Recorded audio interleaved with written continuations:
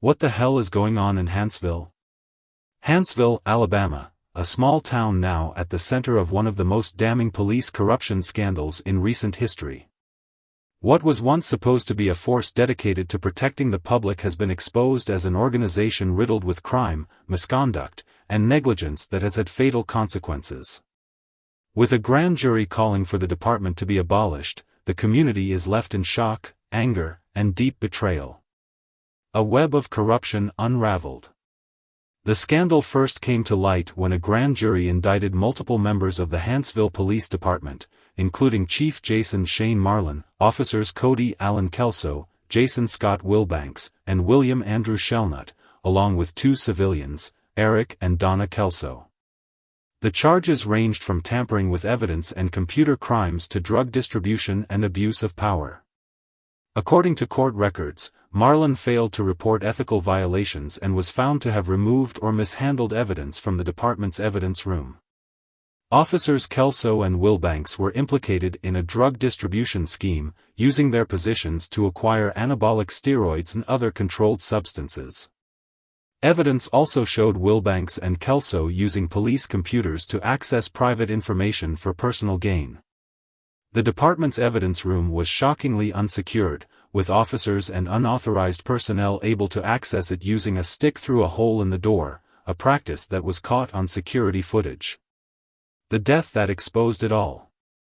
The grand jury's findings linked the August 2024 overdose death of 911 dispatcher Christopher Willingham directly to the corruption within the Hanceville Police Department. Willingham was found dead with evidence in his possession after accessing the department's evidence room just hours before his fatal overdose. The grand jury stated his death was a direct result of the police department's negligence and disregard for life.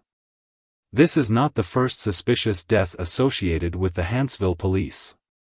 In 2014, an inmate at the city jail died in an apparent suicide under questionable circumstances, raising concerns about the treatment of those in custody and the conditions of the jail.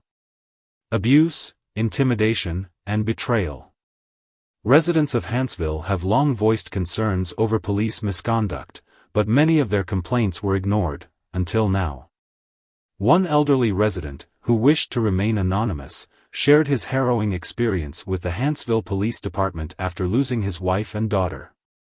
The man, grieving and struggling, found himself targeted by officers who repeatedly harassed him, arrested him under dubious charges, and forced him into a costly legal battle that drained his finances.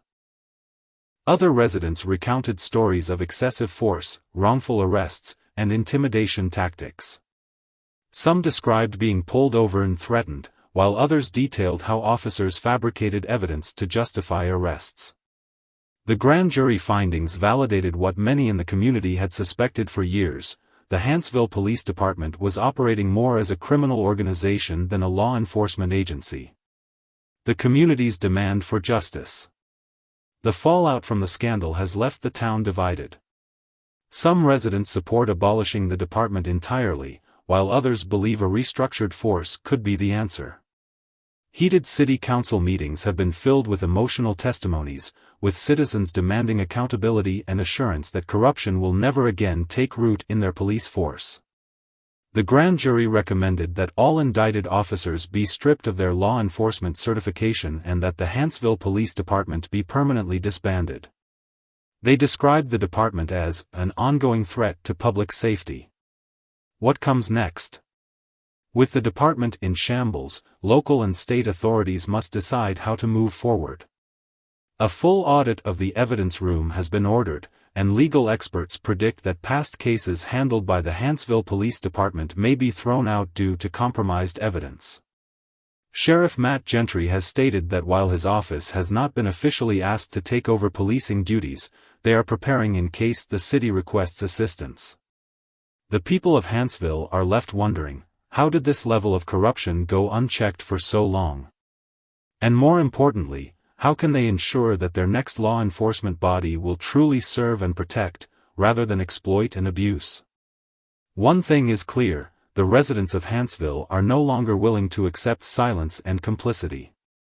They demand justice, reform, and above all, accountability.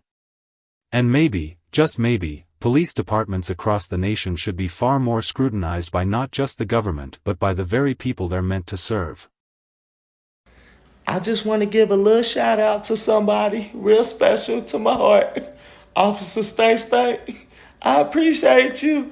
You know who you are, damn it. Who you to have me nervous than a motherfucker?